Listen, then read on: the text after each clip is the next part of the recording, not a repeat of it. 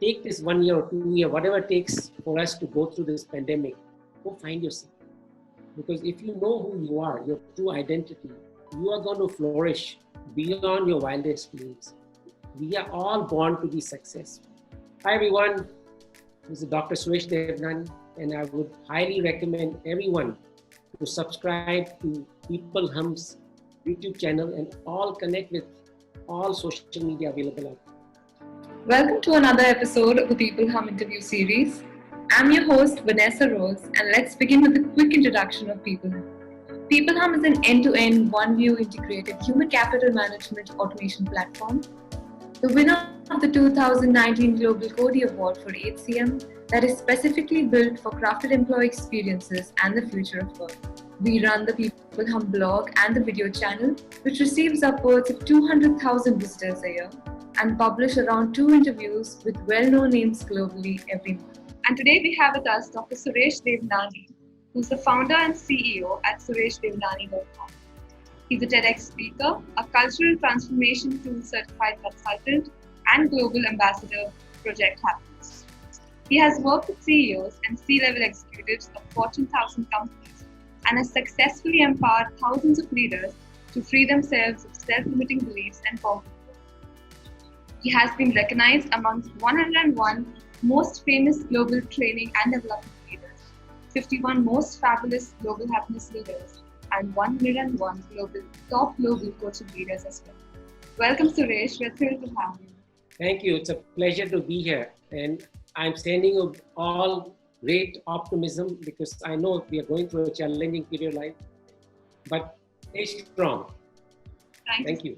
So, Suresh, you've had quite an exciting journey. So, could you tell us what the source of your inspiration is and how you came to be the founder of Suresh Devnani? It all started from a journey of a man running behind wealth. It was all about money for me until I reached about 23, and that's when my falling started. I was happily married. I had a son by that time already, so I got married at a young age. But by 23, I was burned out. I had worked, I have done everything, so somehow, when you have tried and tested everything in life, you feel there's nothing left, there's really no purpose in life. So by that time, somehow from burnout, I became depressed. And by the time I was depressed, I already wanted to kill myself. And it became quite harsh.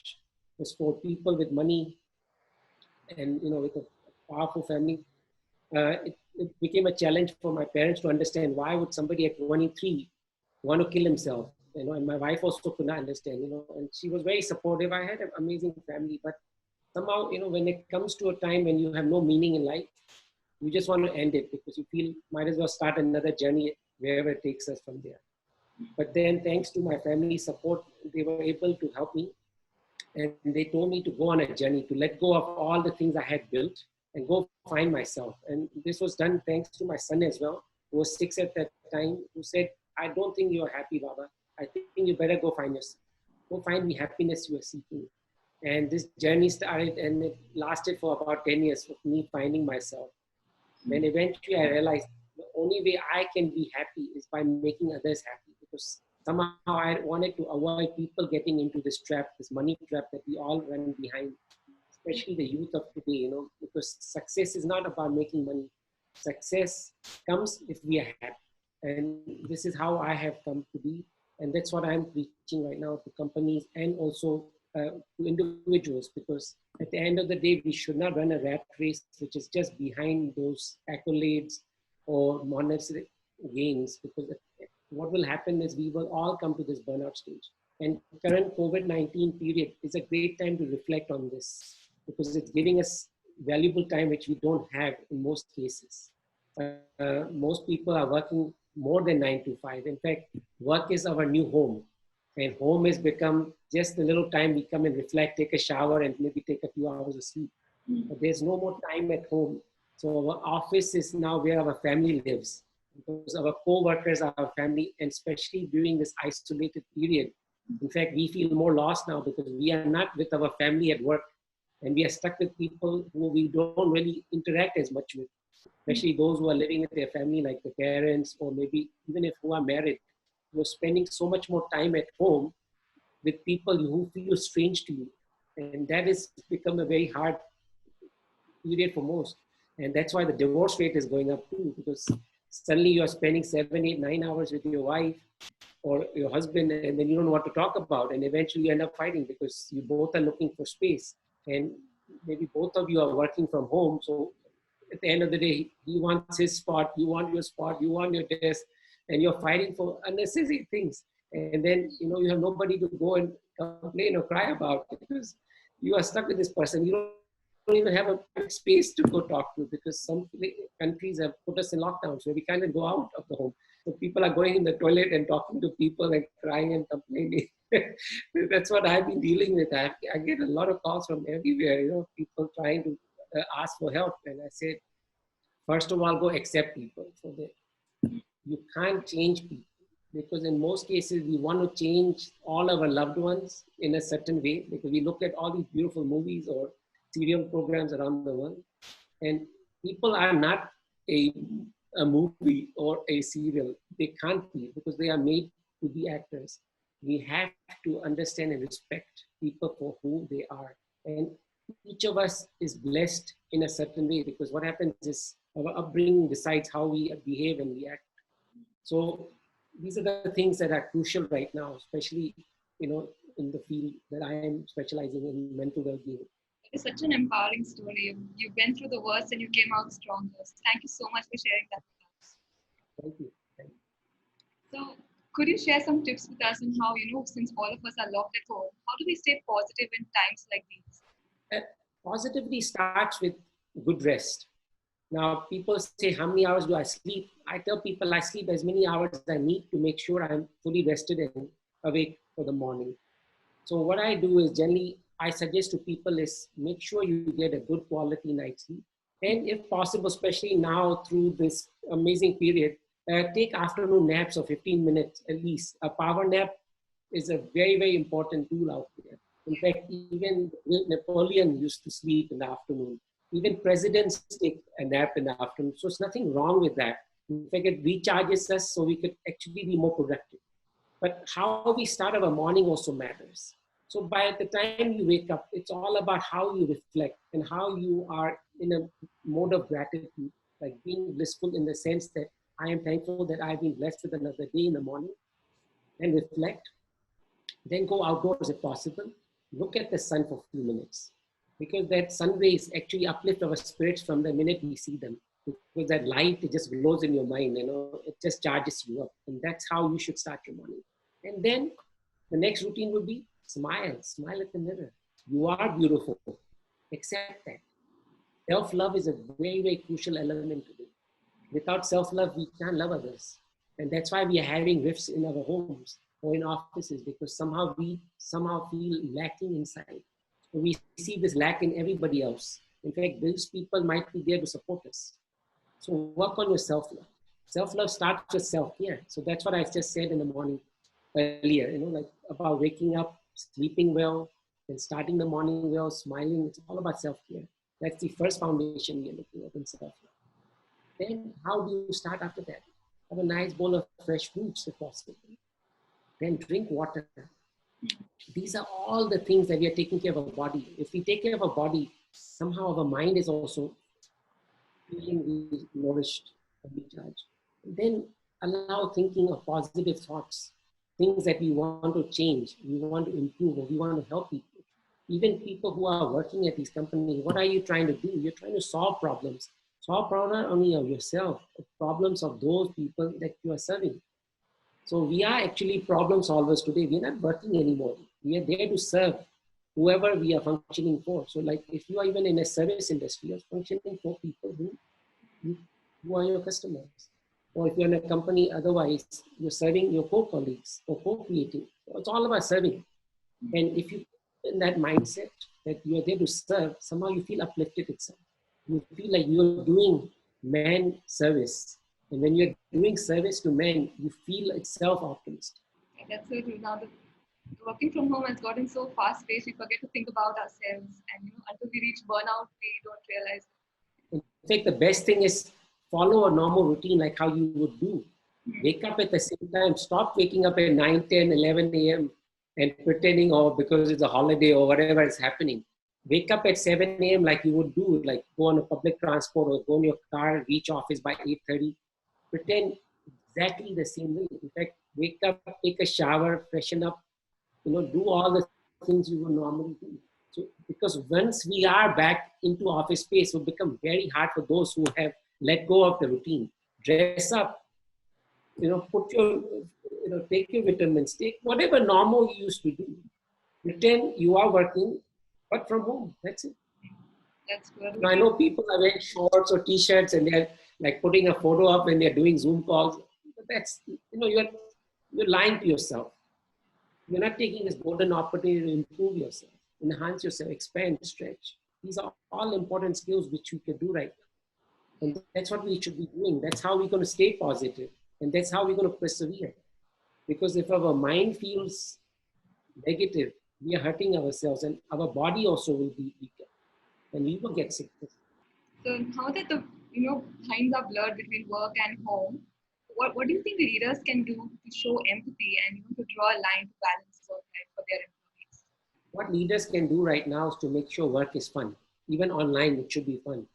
Because if we can create that kind of a open space environment where we are encouraging our employees to take skills up right now, new skills that could be useful maybe in a year's time when we go back to normal work.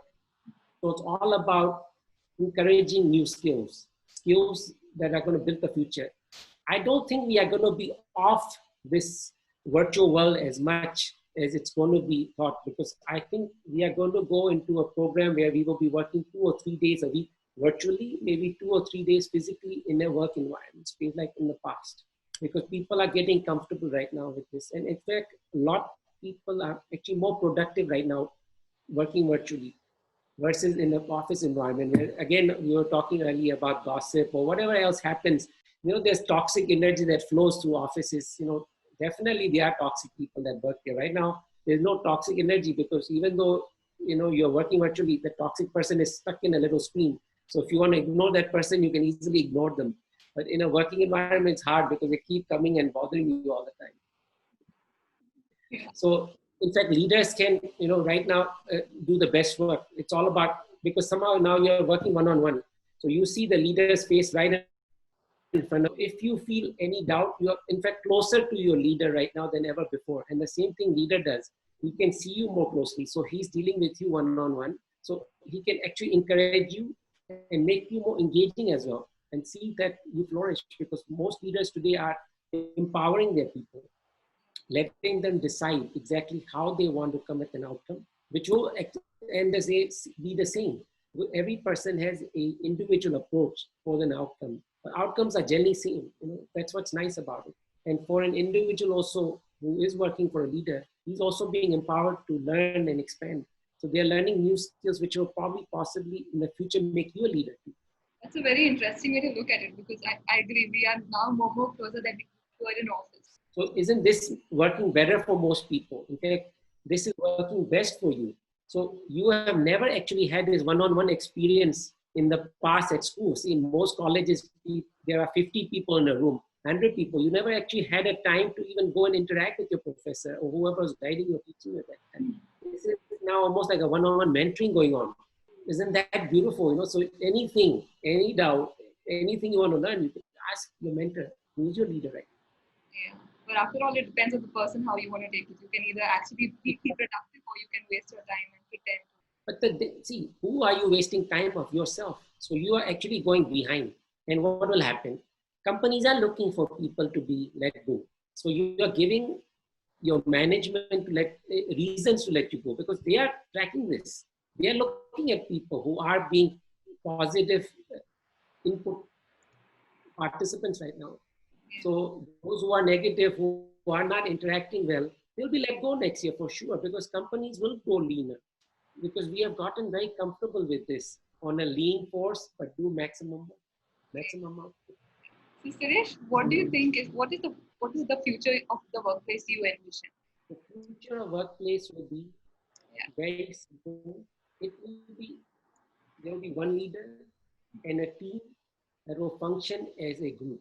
And that group will be working lot more virtually, because what will happen is that group will have multi-skilled individuals who could be given different tasks at any interval. So there will be no more specializations, but there will be people who have multi-skills, so they can do any task. So even let's say one team member is not available to be participant, the others can easily take up that work. Because today's specialized work is actually harming most companies. So let's say if they were ill or sick or whatever happens, that whole equation falls. So look at what happened when China was shut down. All the medical companies in India had a problem sourcing their most basic ingredient. But if that source could have been easily allocated in India itself, they would have not had this fallback. So most companies are now looking back to a local sourcing, to local talent pool, instead of having a talent pool around the world. But with virtual world, talent pool can easily be around the world. See, our sourcing base has to be local. So sourcing base will be local, the talent pool will be global. So we are going to hire the best people to team up so they could interact and co-create and solve solutions. Solve problems and create solutions. Suresh, moving on to our last question. Do you have any sound bites that you'd like to share with our audience? Only thing is, right now, take this great opportunity.